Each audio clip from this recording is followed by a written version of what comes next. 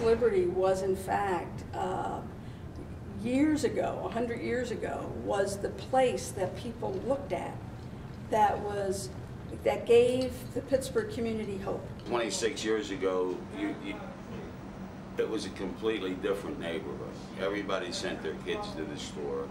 No one was afraid to leave their kids walk around the streets. And then, after about 10 years, it really started to go downhill.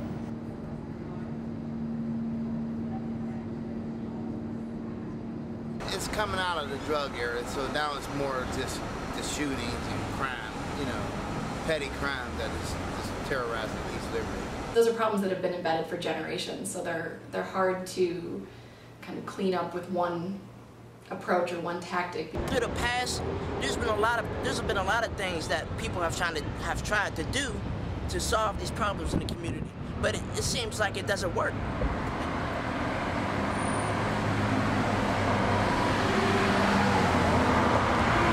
When you look at distressed communities and to put $12,000 in a mural on a building side makes people look up, and seeing that mural as opposed to looking at the decay along the street, and says that somebody has cared enough about that community to at least do that. I'm not sure that I see a direct correlation between, you know, more murals directly impacting like the number of people that we could feed at our pantry.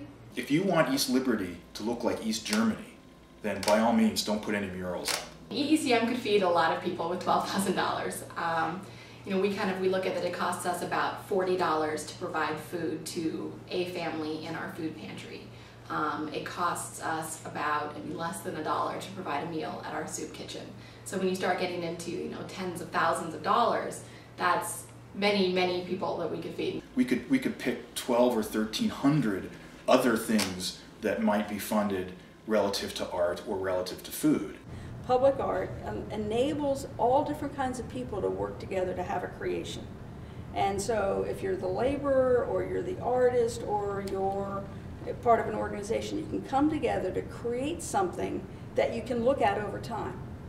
And it's something that creates an identity for that community. I love public art. I like the fountain they got down there, and you do need more art, you know, because that's expression, you know, you need expression.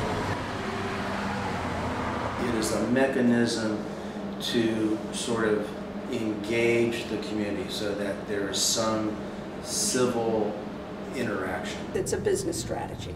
They have found that public art is in fact key to recruiting people into community. Whether they live there, they work there, but it makes a difference. Places where you have public art, you tend to see less vandalism, you tend to see less graffiti. We want to be able to say there's somebody home, and we'd like you to enjoy our community. And so I think public art extends a hand to say, come here because it's safe, we want you to enjoy it.